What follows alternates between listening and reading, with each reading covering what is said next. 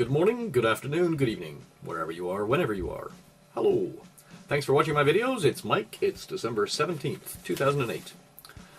Yesterday, something really big happened.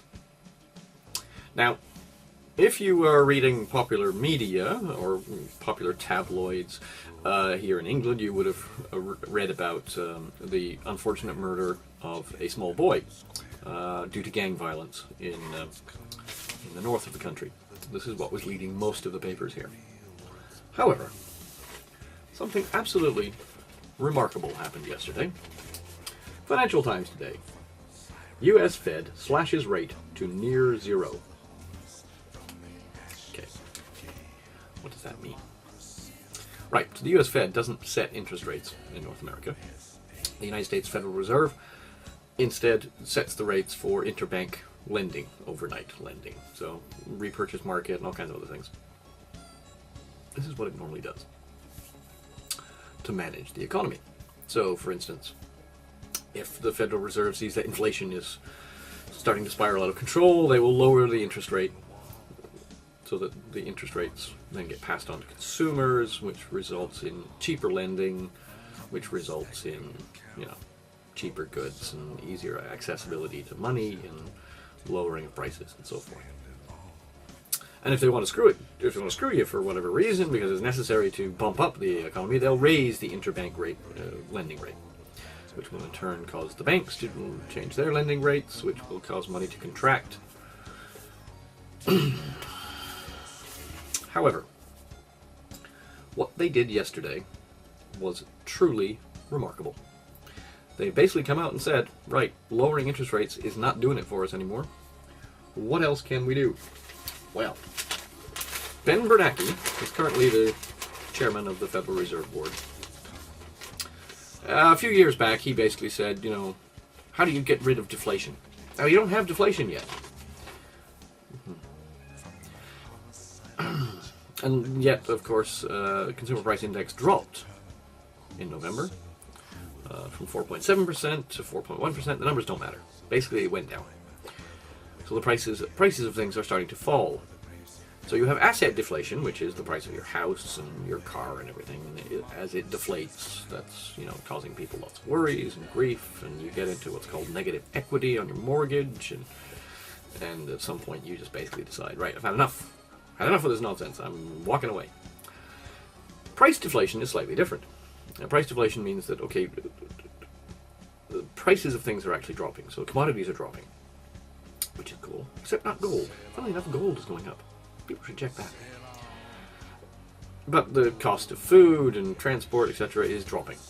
Now, why is that usually? Usually it's because there's oversupply in the market. There's not enough demand. And so retailers and vendors basically start dropping prices to get people to start buying things. Okay. But if you don't have any money, you can't buy anything. Or if you're holding on to your money for whatever reason, you can't buy anything. So this triggers what's called deflation, classic deflation, which is prices of things start dropping, people stop buying. There's no demand. There's no demand for goods anymore, and they go away. Yesterday's, Best Buy basically saying, there's a seismic shift in consumer spending. Yeah. Then Bernanke basically said, how do you fight inflation? Print the money and drop it from a helicopter. Yep. Now, as was mentioned in my... Put that aside. Now, as I mentioned in the earlier video from Fred Thompson that I posted, it only works to a certain extent. I mean, people with bigger rakes get a bigger share of the money. So it doesn't really work that way. So don't expect helicopters to come flying out of the sky dropping wads of cash. No, they're going to use slightly different techniques. And let me just find the article here. Fed dips into toolbox to fix long-term rates. Okay, now, there's three little pictures there in the middle. I'll put this closer so you can actually see it. I don't know if my camera can focus that close. Apparently not. Anyway, the top one is, how much the Fed had. So the top one is pre-crisis. How much was Treasury securities? So basically the Fed buys Treasuries and then issues money. and how much of it was other assets. So the other assets are things like gold. They apparently still have gold on their balance sheet. Although I think it's gold certificates. Gold and gold certificates is what they say. Anyway, so that was before the crisis, the top one. Then you get into the middle one. So this is where they were partway through the crisis. And then the bottom one. This is where they are now. So the dark color represents the amount of treasuries they have as an asset. And the orangey color is other assets. Okay, so what does this mean? Right, it means that, and actually the relative number of treasuries has actually gone down. Before they had 790 billion worth of treasuries. Now they only have 476 billion worth of treasuries. The rest of it is all these other assets they've been purchasing. And they're going to continue to purchase. And there's new ones, like actually issuing loans to people, direct to consumers. Using money that isn't there. Completely made up money. But it's okay. It's okay when it's deflationary. It's if they don't turn it off fast enough. It's like a tap. And what happens is when you turn the tap, it starts flowing. But sometimes it takes some time for the pressure to build up behind in the pipe. So it starts flowing out very slowly. And then the pressure builds up behind it, and you suddenly get a big gush of water. The problem is, the things that they're doing are taking, between 2 and 6 months to actually hit the economy, to hit the real economy, depending on what they do. So what they've just done won't really impact in a big way for another 3, 4, 5, 6 months. But when it hits, they have to turn it off right away. Can they do it? There's a risk. There's a real risk in that. Can they turn it off fast enough? And we all know how well they are at predicting inflation. They've had no idea what's been going on this year. Why would you expect them to get any better? Oh, what joy. So, don't panic, people. This is the most important thing that I can tell you. Do not panic. Think about it. Think about, what you're doing. I've been getting lots of panicky messages. Okay? Calm down, everyone. Calm down. It's okay.